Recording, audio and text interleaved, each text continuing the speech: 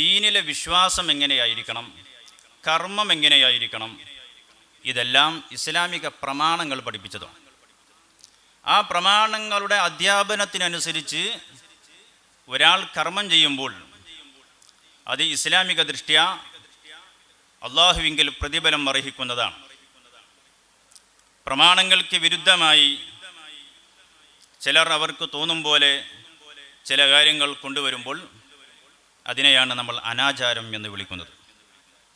പ്രമാണങ്ങളുടെ അടിസ്ഥാനമില്ലാതെ എന്തോ ചില കേട്ടുകേൾവിയുടെ അടിസ്ഥാനത്തിലോ മറ്റോ പ്രമാണവിരുദ്ധമായി ചില വിശ്വാസങ്ങൾ വെച്ച് പുലർത്തുമ്പോൾ അത്തരം വിശ്വാസങ്ങൾ അന്ധവിശ്വാസങ്ങളായി മാറും. അതുകൊണ്ട് തന്നെ ദീനുൽ ഇസ്ലാമിനെ അടിസ്ഥാനപ്പെടുത്തി ഇസ്ലാമിനെ ഫോളോ ചെയ്യുന്ന ഒരു വിശ്വാസിയെ സംബന്ധിച്ചിടത്തോളം അവരുടെ ജീവിതത്തിൽ അനാചാരങ്ങൾ, അന്ധവിശ്വാസങ്ങൾ, ഈ കാര്യങ്ങൾക്കൊന്നും യാതൊരു പ്രസക്തി ഉണ്ടാവില്ല. സമകാലിക സാഹചര്യത്തിൽ ഇത്തരം ചില അന്ധവിശ്വാസങ്ങളുടെയും അനാചാരങ്ങളുടെയും ഒക്കെ കാരണമായി ഉണ്ടായിത്തീരുന്ന ചില പ്രവൃത്തികളിലൂടെ ഇസ്ലാമിനെയും ഇസ്ലാമിക വിശ്വാസങ്ങളെയും ഇസ്ലാമിൻ്റെ സമഗ്രതയെയും ഒക്കെ പുറത്തുള്ളവർ തെറ്റിദ്ധരിക്കാനിടയാകുന്നുണ്ട്.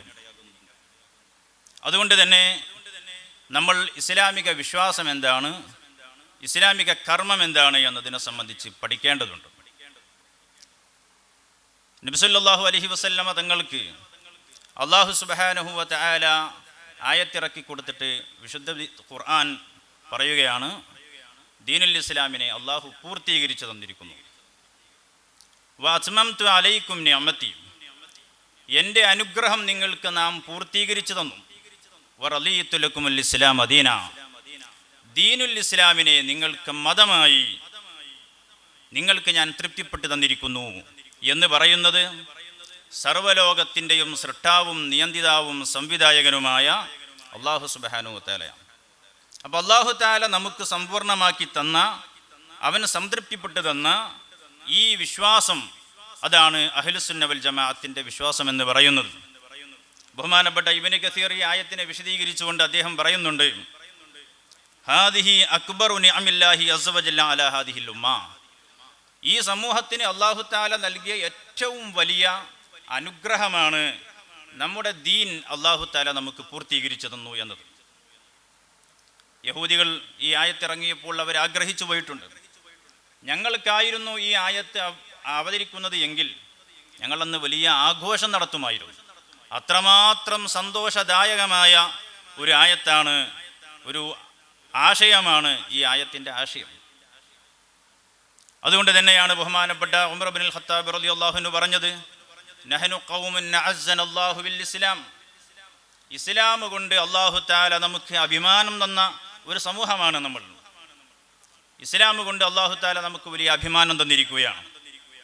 അതുകൊണ്ട് തന്നെ ഇസ്ലാമിക ആശയങ്ങളും ഇസ്ലാമിക വിശ്വാസങ്ങളും നാം ശിരസാവഹിക്കുന്നു എന്നതുകൊണ്ട് ഒരിക്കലും എവിടെയും നമുക്ക് തലതാഴ്ത്തേണ്ടി വരില്ല.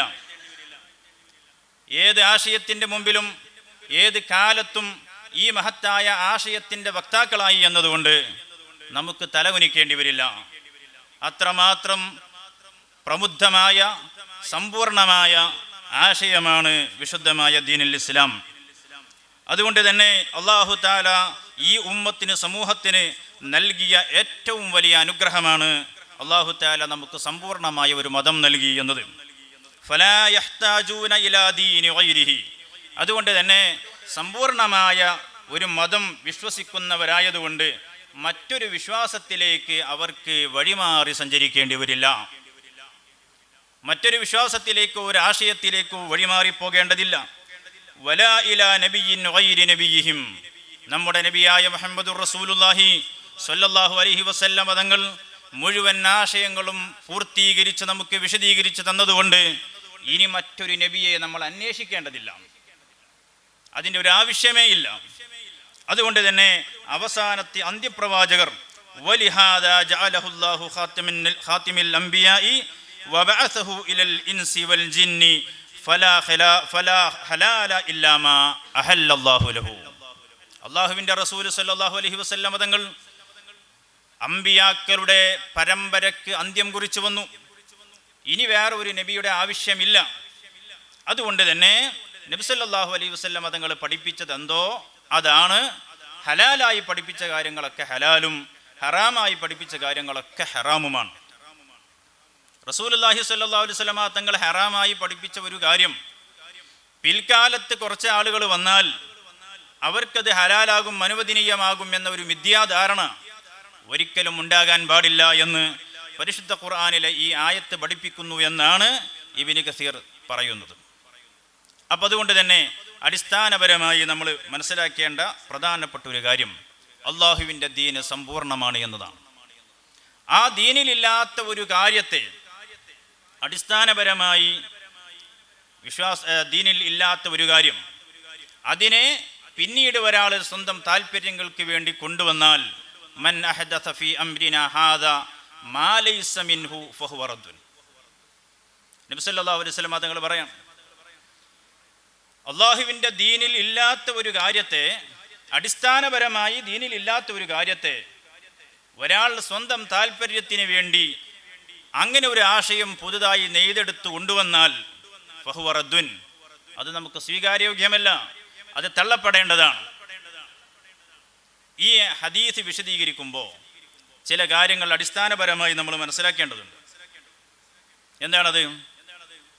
ഇവിടെ നബി സല്ലല്ലാഹു അലൈഹി വസല്ലം തങ്ങൾ പറഞ്ഞത് അള്ളാഹുവിൻ്റെ ദീനിൽ ഇല്ലാത്ത കാര്യങ്ങൾ അടിസ്ഥാനപരമായി ദീനിലുണ്ട്, അതിൻ്റെ രൂപവും ഭാവവും ഒക്കെ ചിലപ്പോൾ മാറിയേക്കാം. അതിനെ സംബന്ധിച്ചല്ല ഹദീസ് പറഞ്ഞത്.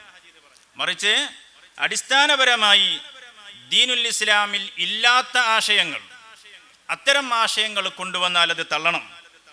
അതുകൊണ്ട് തന്നെ മുഹദ്ദസാത്ത് രണ്ട് വിധമുണ്ട് എന്ന് ഈ ഹദീസ് വിശദീകരിച്ചുകൊണ്ട് പണ്ഡിതന്മാർ പറയാം. നബി സല്ലല്ലാഹു അലൈഹി വസല്ലം തങ്ങളുടെ കാലത്തുള്ള പള്ളിയല്ലല്ലോ ഇന്ന് നമ്മൾ നിസ്കാരത്തിന് ശേഷം നമ്മൾ ഇവിടെ ഇരിക്കുമ്പോൾ ഇന്നത്തെ പള്ളി അതുപോലെയല്ല, വലിയ വ്യത്യാസമുണ്ട്, കാലോചിതമായ മാറ്റങ്ങളുണ്ടാകും. എന്നാൽ ഈ ഹദീസിൻ്റെ അടിസ്ഥാനത്തിൽ ഈ പള്ളിയുടെ നിർമ്മാണം പാടില്ല എന്ന് പറയാൻ പറ്റില്ല. പള്ളി ഉണ്ടാക്കുക എന്നത് അടിസ്ഥാനപരമായി ഇസ്ലാമിലുള്ളതാണ്. എന്നാൽ അതിൻ്റെ രൂപവും ഭാവവും അതിൻ്റെ ശൈലിയും അതിൻ്റെ ആർക്കിടെക്ചർ മോഡലിംഗ് ഒക്കെ കാലോചിതമായിട്ടുള്ള മാറ്റങ്ങൾക്കുള്ള വ്യത്യാസങ്ങൾ ഉണ്ടാകാം. എന്നാൽ അടിസ്ഥാനപരമായി ഇസ്ലാം ഒരിക്കലും അംഗീകരിക്കാത്ത ആശയങ്ങളെ ഇസ്ലാമിൻ്റെ പേരിൽ കൊണ്ടുവരുന്നതിനെ കുറിച്ചാണ് ഹബീബായ നബി സല്ലല്ലാഹു അലൈഹി വസല്ലം തങ്ങൾ ഇവിടെ സൂചിപ്പിച്ചിട്ടുള്ളത്. അതുകൊണ്ട് തന്നെ ബഹുമാനപ്പെട്ട സയ്യിദന അബീ ഹുറൈറ റളിയല്ലാഹു അൻഹു ഉദ്ധരിക്കുന്ന ഒരു ഹദീസിൽ കാണാം, നബി സല്ലല്ലാഹു അലൈഹി വസല്ലം തങ്ങൾ ഒരിക്കൽ ബിലാൽ റളിയല്ലാഹു അൻഹുവിനെ വിളിച്ചുകൊണ്ട് പറയുകയാണ്. ബിലാൽ റളിയല്ലാഹു അൻഹു സുബഹിക്ക് ബാങ്ക് വിളിക്കാൻ വേണ്ടി വന്ന സമയത്ത് ഹബീബായ നബി സല്ലല്ലാഹു അലൈഹി വസല്ലം തങ്ങൾ ബിലാൽ റളിയല്ലാഹു അൻഹുവിനെ വിളിച്ചുകൊണ്ട് ചോദിക്കുന്നു, ബിലാൽ ഹദ്ദിസ്നി ബി അർജാ അമലിൻ അമിൽതഹു ഫിൽ ഇസ്ലാം. ബിലാലെ, നിങ്ങൾ ചെയ്ത പ്രധാനപ്പെട്ട ഒരു കർമ്മമുണ്ടല്ലോ, ഏതാണ് ആ കർമ്മം? ഹദ്ദിസ്നി ബി അർജാ അമലിൻ അമിൽതഹു ഫിൽ ഇസ്ലാം. ഇസ്ലാമിൽ നിങ്ങൾ ചെയ്ത പ്രധാനപ്പെട്ട ഒരു കർമ്മമുണ്ട്, ആ കർമ്മം എന്താണെന്ന് പറയൂ എന്ന് ബഹുമാനപ്പെട്ട ബിലാൽ റളിയല്ലാഹു അൻഹുവിനോട് നബി സല്ലല്ലാഹു അലൈഹി വസല്ലം തങ്ങൾ പറഞ്ഞപ്പോൾ ബഹുമാനപ്പെട്ട ബിലാൽ റളിയല്ലാഹു അൻഹുവിന്റെ മറുപടി, മാ അമിൽതു അമലൻ അർജാ ഇൻദി അന്നി ലം അത്ഹർ തുഹൂറൻ ഫീ സഅത്തി ലൈലിൻ വനഹാരിൻ ഇല്ലാ സ്വല്ലൈതു ബിദാലിക തുഹൂരി മാ കുതിബ ലി അൻ ഉസല്ലി. ബിലാൽ റളിയല്ലാഹു അൻഹുവിന്റെ മറുപടി, നബിയെ, പ്രധാനപ്പെട്ട കർമ്മമായിട്ടൊന്നും എണ്ണാൻ മാത്രമുള്ളതൊന്നും ഞാൻ ചെയ്തിട്ടില്ല. പക്ഷേ ഒരു കാര്യമുണ്ട്, ഏത് സമയത്ത് വുളൂ ചെയ്താലും ഉടനെ തന്നെ 2 റക്അത്ത് നിസ്കരിക്കുക എന്നൊരു സ്വഭാവം എനിക്കുണ്ട്. രാവിലെ രാത്രിയാണെങ്കിലും പകലാണെങ്കിലും എപ്പോൾ വുളൂ ചെയ്താലും വുളൂഇൻ്റെ ഉടനെയുള്ള സുന്നത്ത് പ്രധാനപ്പെട്ട സുന്നത്താണ്. ആ വുളൂ ചെയ്ത ഉടനെയുള്ള 2 റക്അത്ത് സുന്നത്ത് ഞാൻ നിസ്കരിക്കാറുണ്ട്.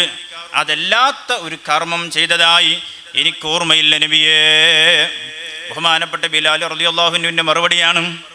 നബി സല്ലല്ലാഹു അലൈഹി വസല്ലം തങ്ങളുടെ മറുപടി റസൂലുള്ളാഹി തങ്ങൾ പറയുന്നു, അത് തന്നെയാണ് നിങ്ങളുടെ കാൽപാദത്തിൻ്റെ ശബ്ദം ഞാൻ സ്വർഗത്തിൽ കേട്ടിട്ടുണ്ട്. ബിലാൽ റളിയല്ലാഹു അൻഹുവിനോട് പറയാണ്, നിങ്ങൾ സ്വർഗത്തിലൂടെ ഇങ്ങനെ സഞ്ചരിക്കുന്ന ശബ്ദം ഞാൻ കേട്ടിട്ടുണ്ട്. അതിൻ്റെ കാരണമാണ് ഞാൻ അന്വേഷിക്കുന്നത്. അതിൻ്റെ കാരണമാണ് ബഹുമാനപ്പെട്ട ബിലാൽ റളിയല്ലാഹു അൻഹു പറഞ്ഞു. അപ്പോൾ നബി സല്ലല്ലാഹു അലൈഹി വസല്ലം തങ്ങൾ ഒരു പ്രത്യേകം സുന്നത്തായിട്ട് അതിന് മുമ്പ് ഇങ്ങനെ ഒരു സുന്നത്തിനെ സ്വഹാബത്തിൻ്റെ മുമ്പിൽ പഠിപ്പിച്ചിട്ടുണ്ടായിരുന്നില്ല. നബി സല്ലല്ലാഹു അലൈഹി വസല്ലം തങ്ങൾ പ്രത്യേകം പഠിപ്പിച്ചിട്ടുണ്ടായിരുന്നില്ല. പക്ഷേ അതേ റസൂലുള്ളാഹി തങ്ങളുടെ അധ്യാപനത്തിൽ നിന്നും ഗ്രഹിച്ചെടുത്ത ബഹുമാനപ്പെട്ട അബൂ ഹുറൈറ റളിയല്ലാഹു തആല അൻഹു അതിനെ നടപ്പിൽ വരുത്തുകയാണ്. നബി സല്ലല്ലാഹു അലൈഹി വസല്ലം തങ്ങൾ അത് അംഗീകരിക്കുകയും അതിൻ്റെ സ്വീകാര്യതയെ സംബന്ധിച്ച് ബഹുമാനപ്പെട്ട ബിലാൽ റളിയല്ലാഹു അൻഹുവിനോട് റസൂലുള്ളാഹി സ്വല്ലല്ലാഹു അലൈഹി വസല്ലം തങ്ങൾ പറയുകയുമാണ്. ഇനി നോക്കൂ നിങ്ങൾ, ബഹുമാനപ്പെട്ട നബി സല്ലല്ലാഹു അലൈഹി വസല്ലം തങ്ങൾ ഒരിക്കൽ ഇങ്ങനെ നിസ്കരിക്കുകയാണ്. ആ നിസ്കാരത്തിൻ്റെ ഇടയിൽ റുക്കൂഇൽ നിന്ന് ഉയർന്ന് നബി സല്ലല്ലാഹു അലൈഹി വസല്ലം തങ്ങൾ സമി അല്ലാഹു ലിമൻ ഹമിദ എന്ന് ചൊല്ലിയപ്പോൾ പിന്നിൽ നിന്നും ഒരു മനുഷ്യൻ, ഒരു സ്വഹാബി, അദ്ദേഹം അൽഹംദുലില്ലാഹി റബ്ബനാ ലക്കൽ ഹംദു ഹംദൻ കസീറൻ ത്വയ്യിബൻ മുബാറകൻ ഫീഹി എന്ന ഒരു ദിക്ർ ഉറക്കെ ചൊല്ലുകയാണ്. അപ്പോൾ നബി സല്ലല്ലാഹു അലൈഹി വസല്ലം തങ്ങൾ നിസ്കാരത്തിൻ്റെ ശേഷം ചോദിച്ചു, ആരാണ് ആ ചൊല്ലിയത്? ആരാണ് ആ ദിക്ർ ചൊല്ലിയത്? അപ്പോൾ ആ സ്വഹാബി വളരെ താഴ്മയോടെ പറഞ്ഞു, നബിയെ അന യാ റസൂലല്ലാഹ്, ഞാനാണ് നബി അത് ചൊല്ലിയത്. നബി സല്ലല്ലാഹു അലൈഹി വസല്ലം തങ്ങൾ പറയുന്നു, എങ്കിൽ റഅയ്തു ബിദ്അതൻ വസലാസീന മലക്കൻ, 30 ചില്ലാനം മലക്കുകൾ, ആ മലക്കുകൾ അവർ തിക്കും തിരക്കും കൂട്ടുകയാണ്. അയ്യുഹും യക്തുബുഹാ അവലൻ, നിങ്ങളാ പറഞ്ഞ ദിക്ർ, നിങ്ങളാ ചൊല്ലിയ ദിക്ർ ആദ്യം ആരെഴുതണം എന്നതിൽ മലക്കുകൾക്കിടയിൽ മത്സരമായിരുന്നു. അത്രമാത്രം കനപ്പെട്ട ഒരു ദിക്റാണ് നിങ്ങൾ ചൊല്ലിയത്. ഷഫീഉനാ മുഹമ്മദ് റസൂലുള്ളാഹി സ്വല്ലല്ലാഹു അലൈഹി വസല്ലം. അപ്പോൾ നബി സല്ലല്ലാഹു അലൈഹി വസല്ലം തങ്ങളുടെ സ്വഹാബത്ത് അവിടുത്തെ അധ്യാപനത്തിൽ നിന്നും പഠിച്ച, അധ്യാപനത്തിൽ നിന്നും ഗ്രഹിച്ച കാര്യങ്ങൾ അവർ നടപ്പിൽ വരുത്തുകയാണ്. നബി സല്ലല്ലാഹു അലൈഹി വസല്ലം തങ്ങൾ അതിന് സമ്മതം കൊടുക്കുകയാണ്. അപ്പോൾ അള്ളാഹുവിൻ്റെ ദീനിൽ അടിസ്ഥാനപരമായി ഇല്ലാത്ത കാര്യം ഒരാൾ പുതുതായി കൊണ്ടുവന്നാൽ അത് ഒരിക്കലും അത് സ്വീകരിക്കാൻ പറ്റില്ല. അതേ സമയത്ത് ദീനിൻ്റെ അടിസ്ഥാന അധ്യാപനങ്ങളിൽ ഉള്ള ഒരു കാര്യം അതിൻ്റെ രൂപത്തിലും ഭാവത്തിലും മാറി വരുമ്പോൾ അതിനെക്കുറിച്ച് ബിദ്അത്താണെന്ന് പറയാൻ പറ്റില്ല. അവിടെയാണ് നമ്മൾ അടിസ്ഥാനപരമായി മനസ്സിലാക്കേണ്ടത്. വിശുദ്ധമായ ഖുർആനിൻ്റെ ക്രോഡീകരണം റസൂലുള്ളാഹി തങ്ങളുടെ കാലത്ത് നടന്നിട്ടില്ല. അള്ളാഹുവിൻ്റെ റസൂലിൻ്റെ കാലത്ത് അല്പാൽപമായി ഖുർആൻ അവതരിക്കുമ്പോൾ, അവസരോചിതമായി ഖുർആൻ അവതരിക്കുമ്പോൾ റസൂലുള്ളാഹി തങ്ങളുടെ സമീപം കാത്തിബുൽ വഹിയായ, കുത്താബുൽ വഹിയായ ആളുകളുണ്ടാകും. വഹിയിനെ എഴുതി വെക്കുന്ന സ്വഹാബത്ത് അവരുടെ കയ്യിലുള്ള തോലിലോ അല്ലെങ്കിൽ കല്ലിലോ അങ്ങനെയുള്ള സ്ഥലങ്ങളിലൊക്കെ എഴുതി വെക്കുന്നു. നബി സല്ലല്ലാഹു അലൈഹി വസല്ലം തങ്ങളുടെ വഫാത്തിന് ശേഷമാണ് വിശുദ്ധമായ ഖുർആൻ ക്രോഡീകരണത്തിനെ കുറിച്ചുള്ള ചർച്ച വരുന്നത്. ഒരു യുദ്ധത്തിൽ 70ഓളം വരുന്ന സ്വഹാബത്ത് ഖുർആൻ ഖുർആൻ മനഃപ്പാഠമാക്കിയ 70ഓളം വരുന്ന സ്വഹാബത്ത് ഒറ്റ യുദ്ധത്തിൽ ഷഹീദായപ്പോൾ ഉമർ ഇബ്നുൽ ഖത്താബ് റളിയല്ലാഹു അൻഹു അഭിപ്രായപ്പെട്ടു, ഇങ്ങനെ പോയാൽ പിൽക്കാലത്തേക്ക് ഖുർആൻ കിട്ടാതെയായി പോകും. അതുകൊണ്ട് ഖുർആനിൻ്റെ സംരക്ഷണം ആവശ്യമാണ്. അതുകൊണ്ട് നമുക്ക് ഖുർആൻ ക്രോഡീകരിക്കണം. പുതിയ ഒരു ആശയം, പുതിയ ഒരു ചർച്ച വരുമ്പോൾ, സ്വഹാബത്തിൻ്റെ ഇടയിൽ ചർച്ച വരുമ്പോൾ സിദ്ദീഖ് റളിയല്ലാഹു അൻഹുവിൻ്റെ നേതൃത്വത്തിൽ ഖുർആനെ ക്രോഡീകരിക്കുകയാണ്. ആ ഖുർആനിൻ്റെ ക്രോഡീകരണം നബി സല്ലല്ലാഹു അലൈഹി വസല്ലം തങ്ങളുടെ കാലത്ത് നടന്നിട്ടില്ല. പക്ഷേ അന്ന് റസൂലുള്ളാഹിൻ്റെ കാലത്ത് നടന്നിട്ടില്ല എന്നതുകൊണ്ട് സ്വഹാബത്ത് ഒരിക്കലും ഇത് പാടില്ല എന്ന് പറഞ്ഞ് തള്ളിയിട്ടില്ല. അത് ആവശ്യമാണ്, അത് അത്യാവശ്യമാണ്. റസൂലുള്ളാഹി തങ്ങളുടെ അധ്യാപനം ഇതിനെ എതിർക്കുന്നില്ല. അടിസ്ഥാനപരമായി ദീനുൽ ഇസ്ലാമിൽ പെട്ടതായതുകൊണ്ട് ഖുർആനിൻ്റെ സംരക്ഷണം ദീനുൽ ഇസ്ലാമിൻ്റെ അടിസ്ഥാനമാണ്. അതുകൊണ്ട് തന്നെ ഖുർആനിൻ്റെ ക്രോഡീകരണവും അതിൻ്റെ ഭാഗമാണ്. സ്വഹാബത്ത് മനസ്സിലാക്കുകയാണ്. അതുകൊണ്ട് അവരതിന് അംഗീകാരം കൊടുക്കുകയാണ്. അതുപോലെ തന്നെയാണല്ലോ ജുമഅക്ക് 2 ബാങ്ക് കൊടുക്കുക എന്നത്. നബി സല്ലല്ലാഹു അലൈഹി വസല്ലം തങ്ങളുടെ കാലത്ത് ജുമഅക്ക് ബാങ്ക് ഒന്നായിരുന്നു ഉണ്ടായിരുന്നത്. പിന്നീട് ആളുകളുടെ ജനാധിക്യം വർദ്ധിച്ചു. ആളുകൾക്ക് ജുമഅക്ക് വരാൻ അവർക്ക് അവരുടെ ബിസിനസ്സിൻ്റെയും മറ്റുമൊക്കെ ജീവിതോപാധികളുടെയൊക്കെ ഭാഗമായി ആളുകൾ പലയിടങ്ങളിലേക്ക് വ്യാപിച്ചപ്പോൾ 2 ബാങ്ക് കൊടുക്കേണ്ട സാഹചര്യം വന്നു. അപ്പോൾ ബഹുമാനപ്പെട്ട ഉസ്മാൻ ഇബ്നു അഫ്ഫാൻ റളിയല്ലാഹു അൻഹുവിൻ്റെ കാലഘട്ടത്തിൽ ജുമുഅക്ക് 2 ബാങ്ക് നടപ്പിലാക്കി. റസൂലുള്ളാഹി സ്വല്ലല്ലാഹു അലൈഹി വസല്ലം തങ്ങൾ പഠിപ്പിച്ച സാഹചര്യം വന്നപ്പോൾ, റസൂലുള്ളാഹി തങ്ങൾ പഠിപ്പിച്ച സാഹചര്യം ആഗതമായപ്പോൾ സ്വഹാബത്ത് ജുമുഅക്ക് 2 ബാങ്ക് നടപ്പിലാക്കി. ജുമുഅക്ക് 2 ബാങ്ക് നടപ്പിലാക്കിയപ്പോൾ അവിടെ ഒരുപാട് സ്വഹാബത്തുണ്ടായിരുന്നു. അലി ബിൻ അബി ത്വാലിബ് റളിയല്ലാഹു അൻഹു അടക്കമുള്ള ധാരാളം സ്വഹാബത്ത് അവിടെ ഉണ്ടായിരുന്നു. ആ സ്വഹാബത്ത് എല്ലാവരും ആ സാഹചര്യം മനസ്സിലാക്കുന്നു. റസൂലുള്ളാഹി തങ്ങളുടെ അധ്യാപനത്തിൽ നമുക്ക് ഇത്തരം സാഹചര്യം വന്നാൽ 2 ബാങ്ക് അവിടെ നടപ്പിലാക്കുന്നത് കൊണ്ട് തടസ്സമില്ല എന്ന് സ്വഹാബത്ത് ഗ്രഹിക്കുമ്പോൾ അവിടെ ജുമുഅക്ക് 2 ബാങ്ക് നടപ്പിലാക്കുകയാണ്. അതിനെ സംബന്ധിച്ച് ഇമാം ബുഖാരി റളിയല്ലാഹു അൻഹു ആ സംഭവം വിശദീകരിച്ചുകൊണ്ട് അവസാനം പറയുന്നു, ഫസബത്തൽ അംറു അലാ ദാലിക്, അതോടുകൂടെ കാര്യം അപ്രകാരം സ്ഥിരപ്പെട്ടു പോയി. ജുമുഅക്ക് 2 ബാങ്ക് എന്നത് സ്വഹാബത്തിന്റെ ഇജ്മാ ഉണ്ട് എന്നതാണ് അടിസ്ഥാനം. അപ്പം അതുകൊണ്ട് തന്നെ മഹാന്മാരായ സ്വഹാബത്ത് وموافقة سائر الصحابة له بالسكوت وعدم الإنكار فصار إجماعا سكوتيا. നബി സല്ലല്ലാഹു അലൈഹി വസല്ലം തങ്ങളുടെ സ്വഹാബത്ത് അത് എല്ലാവരും അംഗീകരിച്ചു. ഒരാളും അതിനെ എതിർക്കുകയോ അതിനെതിരഭിപ്രായം പ്രകടിപ്പിക്കുകയോ ചെയ്യാത്തതുകൊണ്ട് സ്വഹാബത്തിൻ്റെ അംഗീകാരം അതിന് ലഭിച്ചു എന്നതാണ് അതിൻ്റെ അടിസ്ഥാനപരമായ പ്രമാണം എന്ന് പറയുന്നതും. അതുപോലെ തന്നെയാണ് റമദാൻ ഷരീഫിൽ നമ്മൾ നിസ്കരിക്കും, തറാവീഹ് നിസ്കരിക്കും. എങ്ങനെയാണ് നിസ്കരിക്കുന്നത്? ഒരു ഇമാമിൻ്റെ കീഴിൽ 20 റക്അത്ത് എല്ലാ ദിവസവും തറാവീഹ് നിസ്കരിക്കുക എന്നത്. ഇങ്ങനെ ഒരു ചര്യ നബി സല്ലല്ലാഹു അലൈഹി വസല്ലം തങ്ങളുടെ കാലത്ത് ഉണ്ടായിട്ടില്ല. റസൂലുള്ളാഹി തങ്ങളുടെ കാലത്ത് എന്തുകൊണ്ട് അങ്ങനെ ഉണ്ടായില്ല? അതിന് കാരണങ്ങൾ പലതുണ്ട്. റസൂലുള്ളാഹി സ്വല്ലല്ലാഹു അലൈഹി വസല്ലം തങ്ങൾ ഇങ്ങനെ എല്ലാ ദിവസവും എൻ്റെ ഉമ്മത്ത് ഒരുമിച്ച് കൂടി എൻ്റെ പിന്നിൽ നിന്ന് തറാവീഹ് 20 റക്അത്ത് നിസ്കരിച്ചാൽ അവർക്ക് ആ നിസ്കാരം ഫർളായി പോകുമോ എന്ന ഒരു ഭയം നബി സല്ലല്ലാഹു അലൈഹി വസല്ലം തങ്ങൾക്കുണ്ടായി. അല്ലാഹുവിൻ്റെ റസൂൽ സല്ലല്ലാഹു അലൈഹി വസല്ലം തങ്ങൾക്കാണല്ലോ ഖുർആൻ ഇറങ്ങുക, റസൂലുള്ളാഹി തങ്ങൾക്കാണല്ലോ ദീനിൻ്റെ നിയമങ്ങൾ ഇറങ്ങുക. അതുകൊണ്ട് തന്നെ ഈ ഒരു ഭയമുള്ളത് കൊണ്ട് അല്ലാഹുവിൻ്റെ റസൂൽ സല്ലല്ലാഹു അലൈഹി വസല്ലം തങ്ങൾ എല്ലാ ദിവസവും തറാവീഹ് ജമാഅത്തായിട്ട് നിസ്കരിച്ചിട്ടില്ല. അതേസമയത്ത് ഇങ്ങനെ ഒരു നിസ്കാരമുണ്ട്, അത് ജമാഅത്തായി നിർവഹിക്കേണ്ടതാണ് എന്ന് പഠിപ്പിക്കാൻ വേണ്ടി കുറച്ച് ദിവസം റസൂലുള്ളാഹി ഇമാമായി സ്വഹാബത്ത് മഅ്മൂമായി നിസ്കരിച്ചിട്ടുണ്ട്. പിന്നീട് റസൂലുള്ളാഹി തങ്ങളുടെ ശേഷം ഖലീഫമാരുടെ കാലത്താണ് ഒരൊറ്റ ഇമാമിന് കീഴിൽ തറാവീഹ് 20 റക്അത്ത് നിസ്കരിക്കുക, അതും എല്ലാ ദിവസവും നിസ്കരിക്കുക എന്ന പതിവ് തുടങ്ങിയതും. അതും സ്വഹാബത്ത് ഒരിക്കലും എതിർത്തില്ല. കാരണം അതിൻ്റെ സാഹചര്യം അങ്ങനെയാണ്.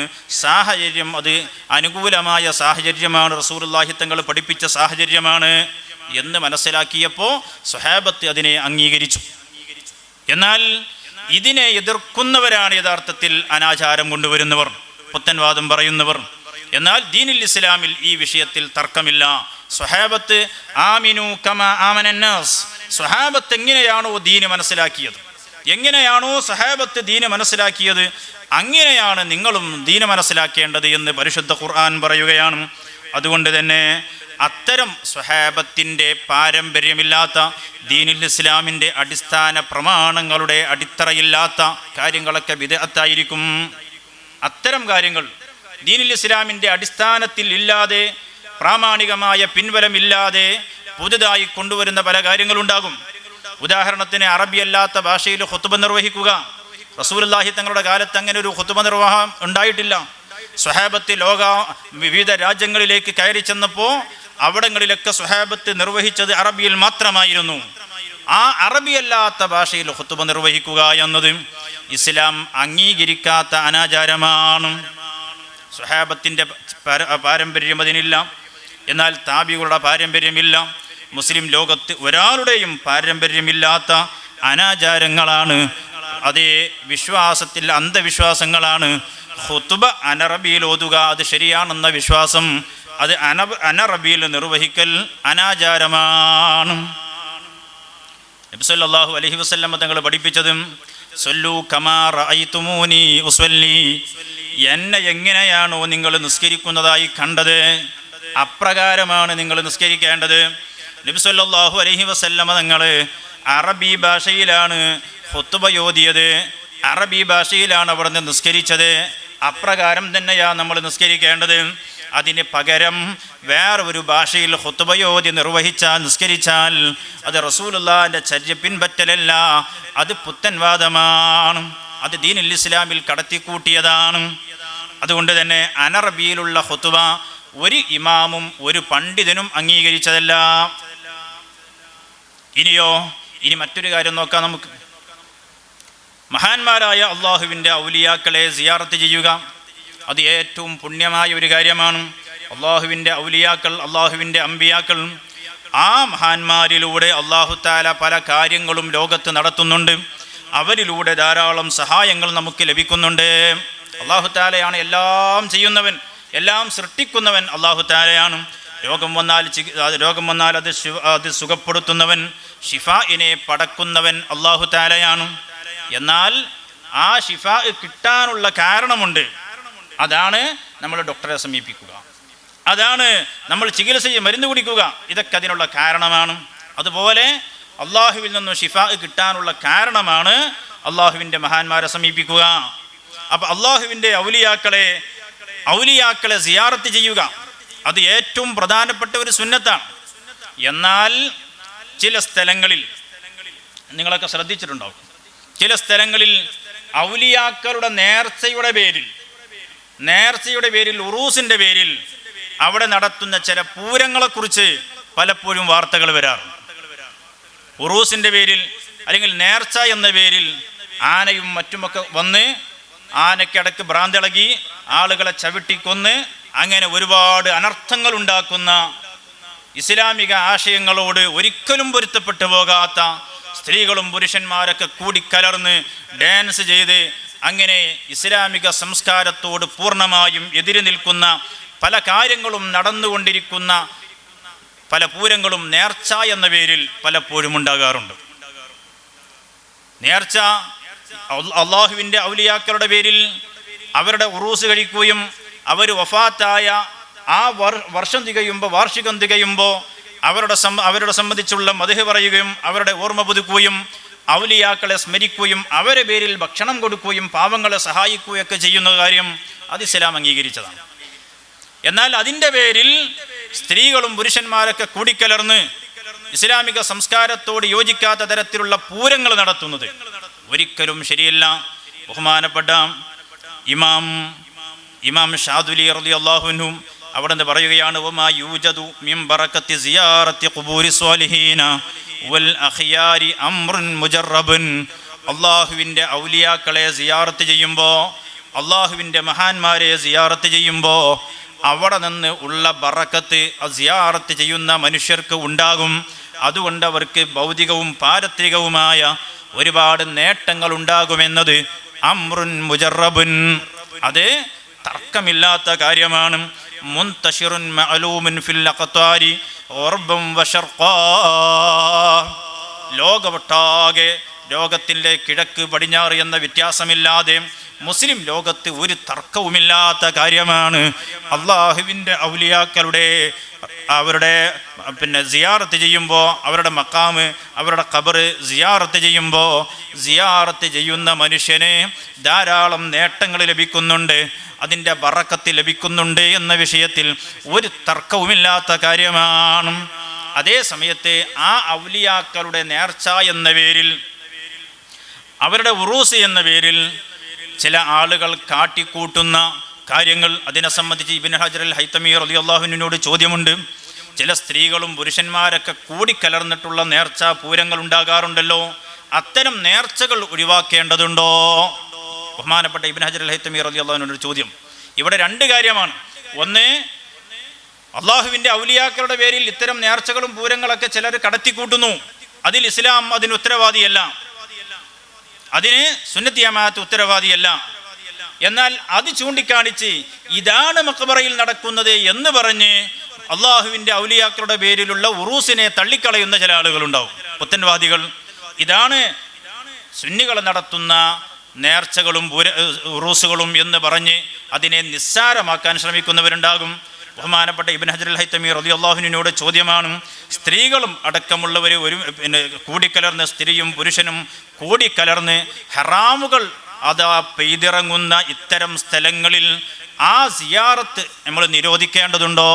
ബഹുമാനപ്പെട്ട ഇബ്നു ഹജറുൽ ഹൈതമി റളിയല്ലാഹുവിന്റെ മറുപടി, സിയാറത്തു ഖുബൂരിൽ ഔലിയാഇ ഖുർബത്തുൻ മുസ്തഹബ്ബ.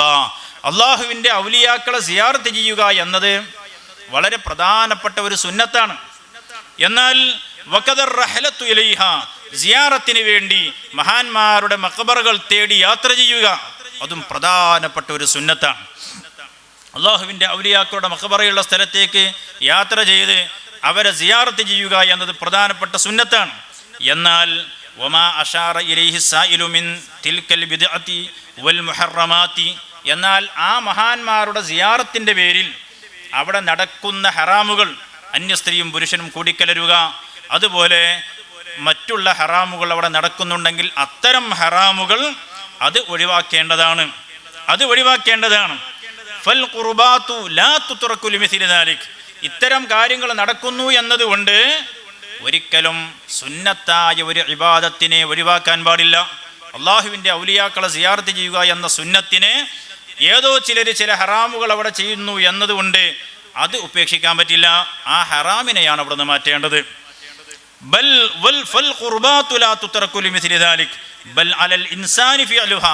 അത്തരം ഇബാദത്തുകൾ, സിയാറത്തുകൾ ചെയ്യേണ്ടതാണ്.